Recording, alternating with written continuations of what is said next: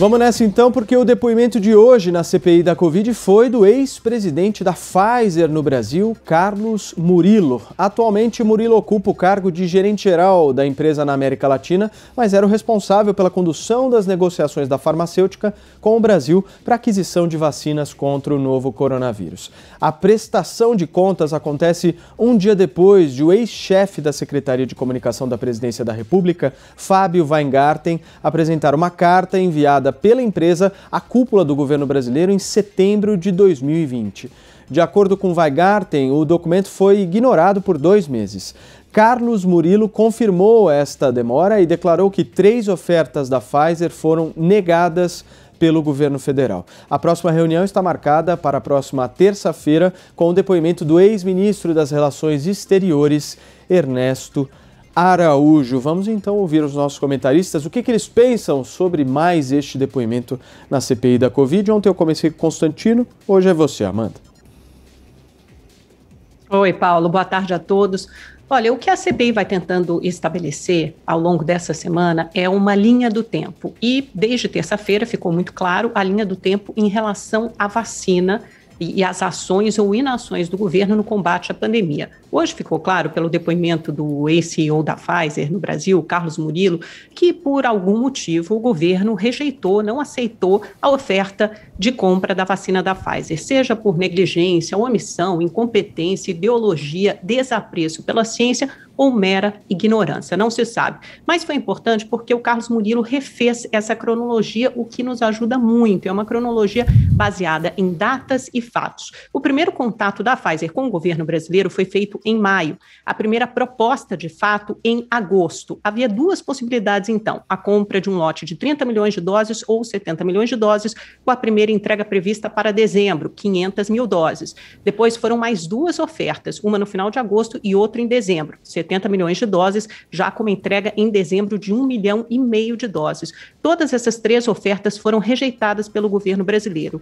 O antigo CEO relata reuniões no Ministério da Economia, no Ministério da Saúde e também na Secretaria de Comunicação do governo Bolsonaro, várias reuniões a fio com representantes da Pfizer e da equipe técnica do governo e mesmo assim sem resposta. Numa reunião da SECOM em novembro, em dado momento, o CEO relata que participaram Carlos Bolsonaro, não se sabe o que o filho do presidente vereador do Rio de Janeiro tem a ver com a compra de vacinas, e Felipe Martins, assessor internacional da Presidência da República, da ala ideológica do governo. Aliás, mais uma mentira do Weingarten ontem, né, que diz que cabe nos dedos de uma mão as vezes que ele encontrou com Carlos Bolsonaro. Os estudos com a vacina da Pfizer foram concluídos no início de novembro, 95% de eficácia, a vacina com maior índice até então. Logo depois, ela foi aprovada pela Agência Sanitária do Reino Unido e depois pela FDA, que é a Anvisa americana. Mesmo assim, nosso governo achou por bem não fechar o acordo.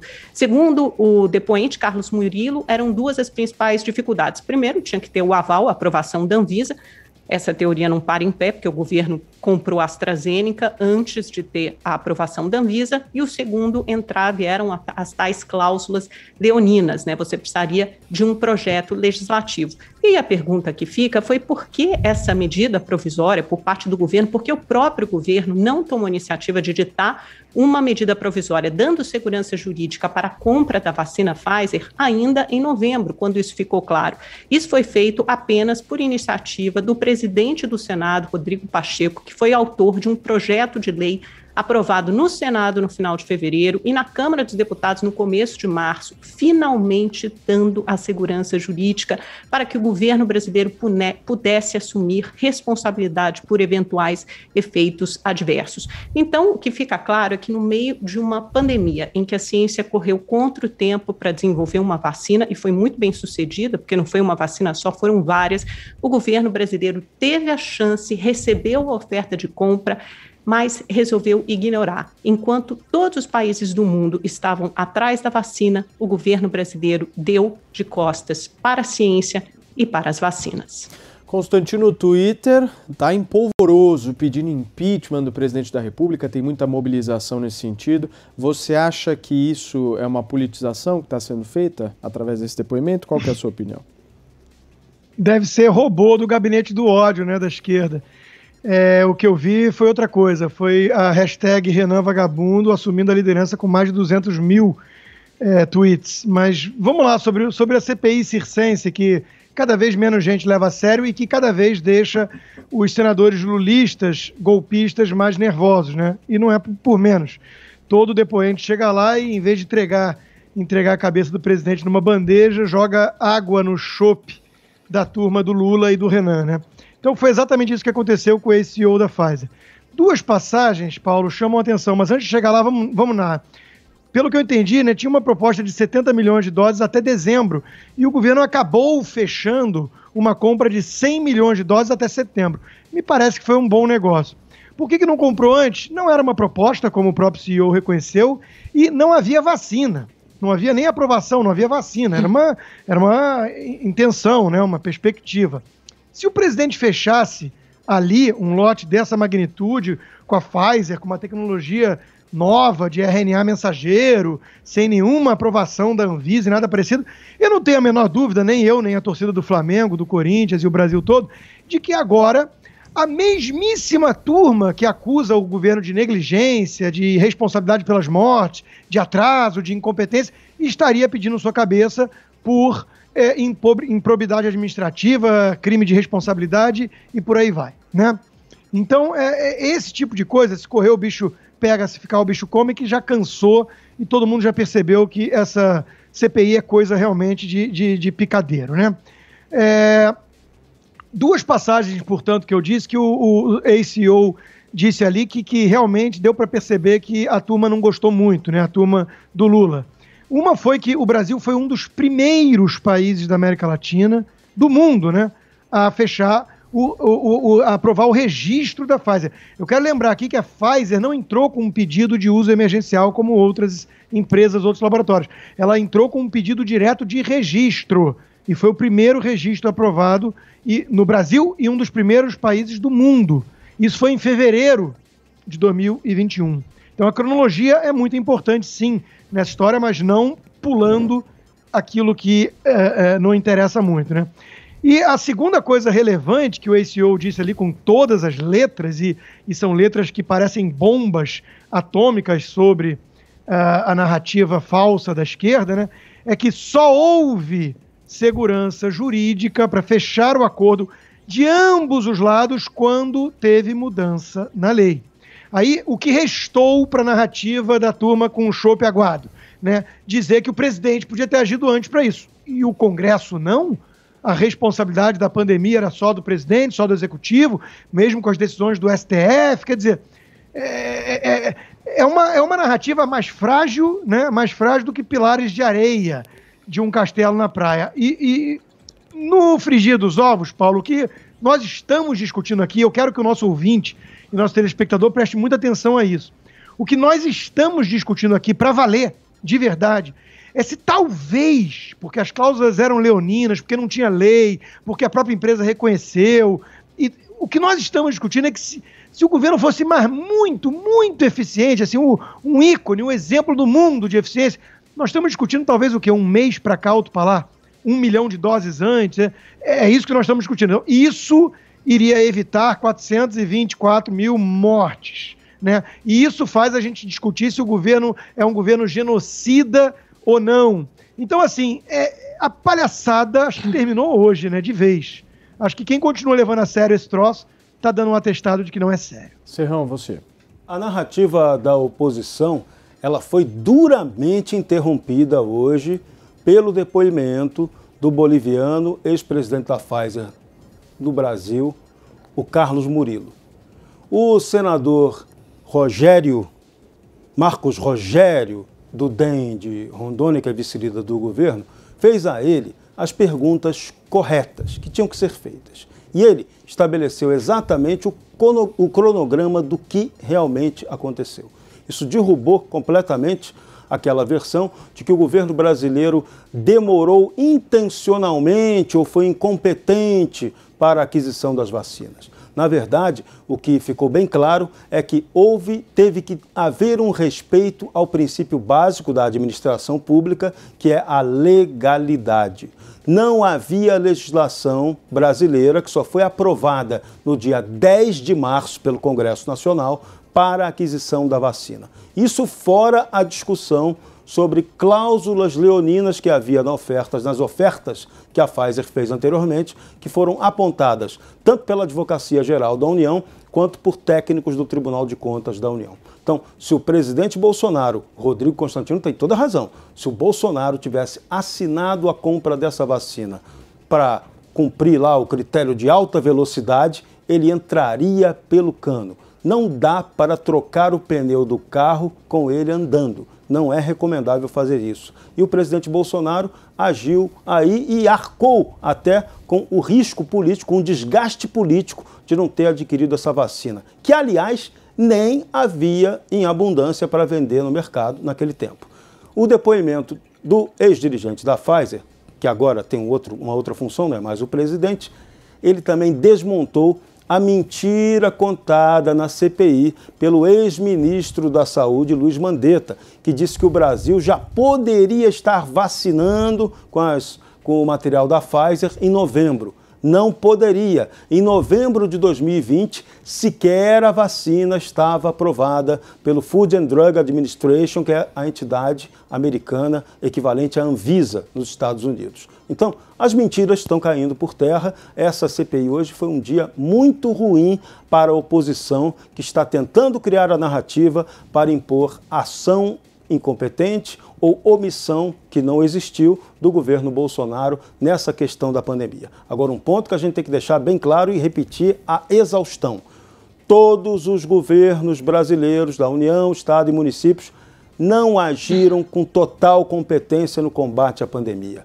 Nós, no Brasil, continuamos amadores na hora de resolver questões emergenciais. A máquina pública é um elefante pesado, paquidérmico, muito lento para tomar decisões importantes. O nosso regramento excessivo e falho, ele é impreciso, ele nunca deixa nada certo, não dá segurança jurídica para que qualquer governo, qualquer administrador, mesmo que queira, também possa atuar de maneira efetiva para resolver problemas. Então, esse Brasil é o Brasil que tem que ser passado a limpo e rediscutido em seus fundamentos estruturais. Esse modelo de Estado brasileiro não dá mais para a gente aguentar. Amanda Klein pedindo a palavra. Sim, é hora de passar esse Brasil a limpo. Vamos refazer de novo essa cronologia com fatos que são facilmente verificáveis. Em janeiro, o governo editou uma medida provisória 1026, para ampliar a compra de vacinas, mesmo antes que elas recebessem registro emergencial ou definitivo da Anvisa, antes que elas fossem aprovadas pela Anvisa. Na minuta dessa medida provisória, havia um dispositivo de segurança jurídica justamente para compras de vacina como a da Pfizer e da Janssen. A CGU e a AGU, Advocacia Geral da União, deram parecer favorável, com direito de que o governo assumisse o direito de responsabilidade pelos efeitos adversos. Só que na edição da MP, curiosamente, esse dispositivo não aparecia mais. O senador Randolfo Rodrigues apresentou uma emenda para dar essa segurança jurídica e o governo recomendou que essa emenda fosse rejeitada, e assim o foi. Quando o presidente do Senado, Rodrigo Pacheco, viu isso, disse, poxa, é uma boa ideia para a gente dar a segurança jurídica, finalmente viabilizar a compra da Pfizer. Ele falou com Randolfo Rodrigues, os dois reuniram-se com representantes da Pfizer. No dia seguinte, o próprio Rodrigo Pacheco, presidente do Senado, apresentou um projeto de lei, finalmente dando a segurança jurídica. No final de fevereiro, em tempo recorde, foi aprovado pelo Senado, em seguida pela Câmara. No dia 29 de abril, o Constantino fala que não faz diferença, foi questão de um mês para mais ou para menos a chegada das vacinas Pfizer. O primeiro lote de 1 milhão de doses chegou no Brasil no dia 29 de abril. A primeira oferta da Pfizer foi de 1,5 milhão de doses em dezembro, ou seja, são pelo menos 4 meses de atraso. O lote que o governo desprezou, podia ter chegado 4 meses antes. Outros países da América Latina, como México e Chile, receberam a primeira oferta, as primeiras doses da vacina Pfizer ainda em dezembro. Isso é para mostrar o atraso do Brasil. E é lógico que 1 milhão, 70 milhões de vacinas fazem toda a diferença.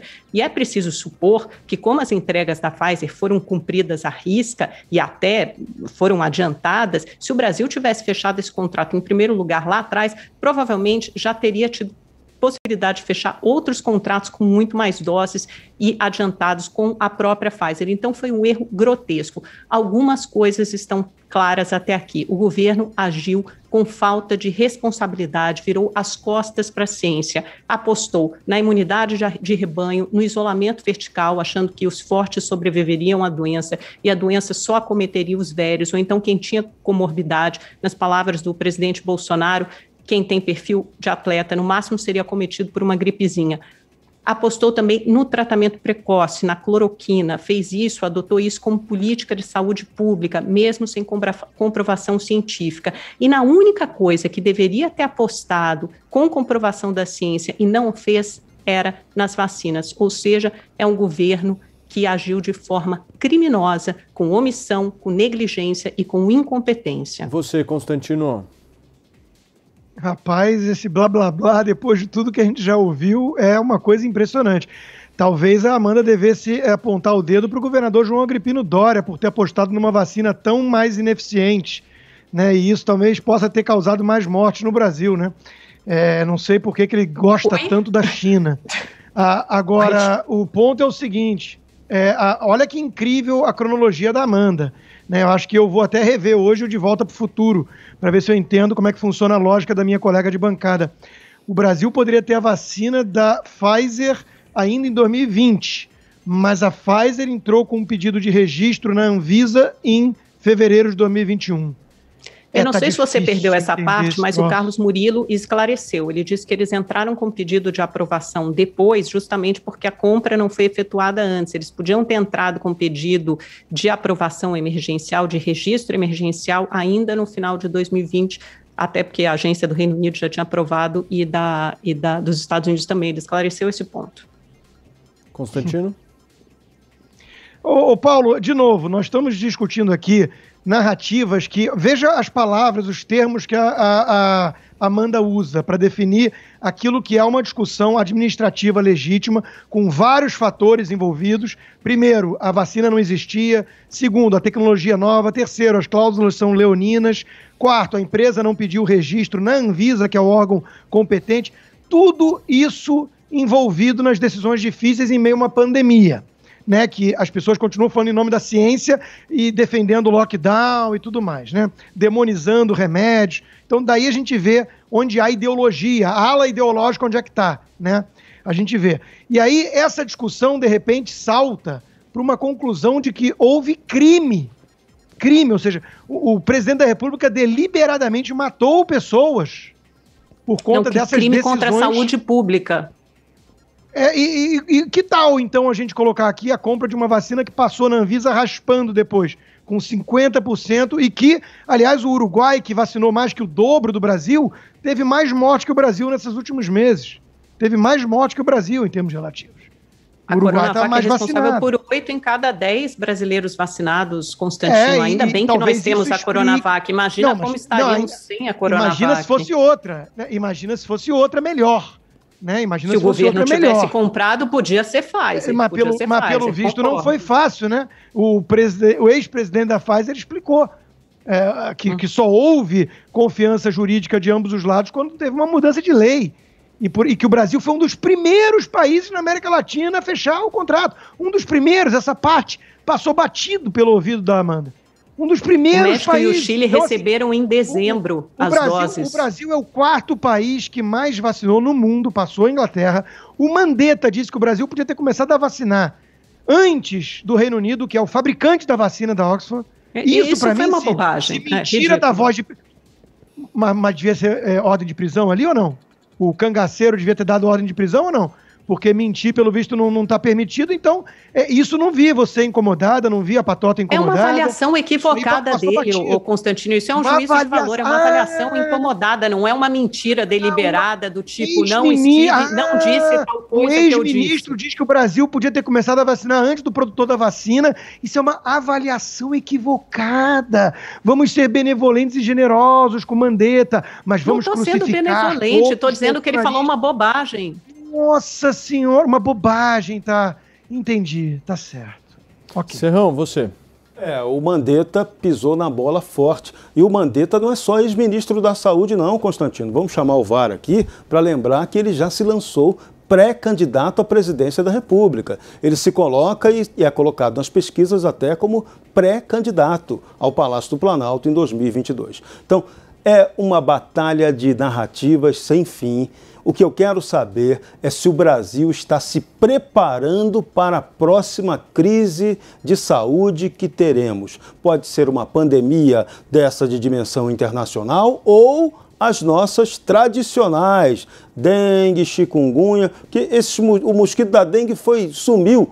Parece que o Covidão assassinou ele, né? Ganhou um protagonismo maior do que as nossas doenças tradicionais. Ninguém agora mais morre de coração, de erro médico. O que mais mata no Brasil hoje, a estatística oficial indica que é erro médico. E isso, o Covidão driblou todo mundo. Então, no Brasil hoje, a impressão que a gente tem, e só se lamenta, que esteja morrendo de Covid-19 e não de doenças pré-existentes que já matavam antes e que esse Covid até aprofundou. Agora, qual é a política pública brasileira para tratar o brasileiro, para o trabalho preventivo de doenças? Isso não é tratamento precoce, não. É tratamento preventivo de doenças que realmente matam os brasileiros. Não estamos fazendo isso, não estamos focando isso. A nossa imprensa, irresponsavelmente, não cobra esse fato. Isso aí sim é agir de maneira negacionista e eu diria até editorialmente genocida.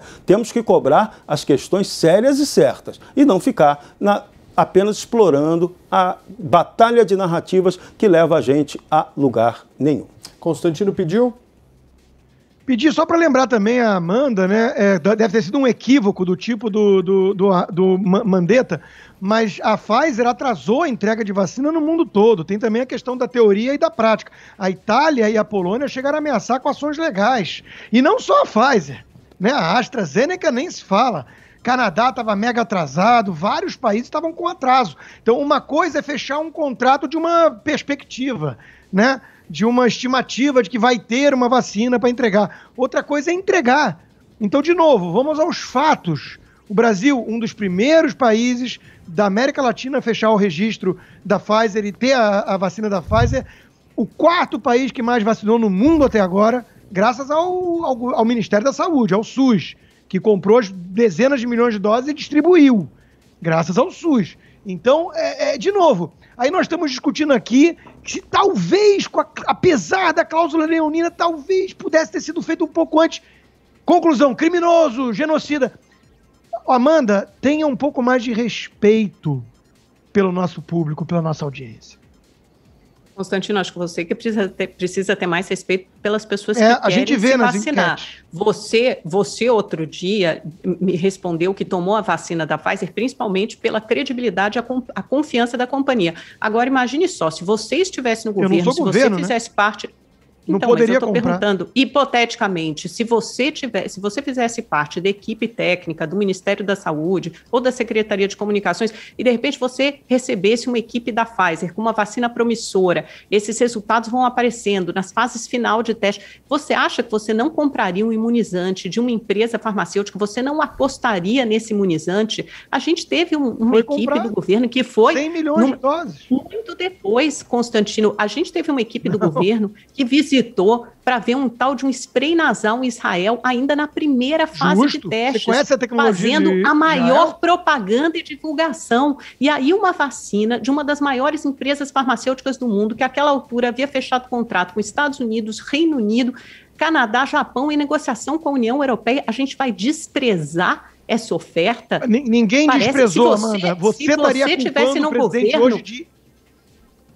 você estaria culpando o presidente hoje de irresponsabilidade se ele tivesse fechado sem aprovação da Anvisa e sem nada. Mas ele fechou sem aprovação da Anvisa a compra da AstraZeneca. Ele fechou a compra da AstraZeneca antes da aprovação da Anvisa e ele aderiu ao COVAX Facility, tudo bem que na menor proporção possível, com 10% das doses, mas com 10% da população, mas ele aderiu antes da aprovação também das agências de vigilância sanitária. Ele podia ter editado uma medida provisória justamente para dar essa segurança jurídica. Amanda. Ele podia ter resolvido o problema. As cláusulas da Pfizer, o Carlos Murilo falou hoje, que foram as mesmas cláusulas para os 110 países que a empresa vendeu. Então, 110 países acharam razoável aderir àquelas cláusulas no momento de pandemia. E o Brasil, por algum motivo, demorou meses para achar uma solução. O que eu estou dizendo é que o governo foi incompetente e foi omisso, sim, você me desculpe. Se isso fosse uma empresa privada, esse cara estaria no olho da rua. É simples assim. Estaria no olho da rua. Esse presidente estaria no olho da rua. Se fosse uma empresa privada, presidente de uma empresa. Amanda, se o Brasil fosse uma empresa privada, o Renan Calheiros não seria o faxineiro, né? Então, assim, vamos ser realistas aqui, né? Você tem todo o direito do mundo de achar que o governo podia ter sido mais eficiente. Não foi omisso, tem vacina para burro. O Brasil é o 4º país que mais vacinou, um dos primeiros da América Latina. Em números absolutos. Não em proporção da população, 17% da população vacinada. Vacina tem uma produção Temos que chegar a 70% para termos a imunidade de rebanho. Você está brincando que você vai apelar desse jeito, vai puxar da cartola isso. Você que usa número absoluto de morte, agora vai falar em número relativo de vacina, sendo que vacina tem uma quantidade limitada de produção no mundo? Você está brincando comigo. A gente pode falar em número relativo de mortes também, porque o Brasil não está bem na fita, não. O Constantino está entre os 12 países com maior número de mortes por milhão. Só perde para países pequenos europeus ou com uma pirâmide etária muito maior que a nossa. Não. O Brasil não está bem na fita, não. Mas o Uruguai está à frente do Brasil em vacinação e isso importa. Aí nessa hora importa. Para a gente caminhar para o encerramento dessa discussão, gente, vamos lá, vai. Amanda, conclui o raciocínio, em seguida o Constantino. Não, tudo bem, tá encerrado, vamos em frente. Está encerrado. Muito bem, então vamos para o intervalo comercial, daqui a pouquinho a gente volta aqui na PAN.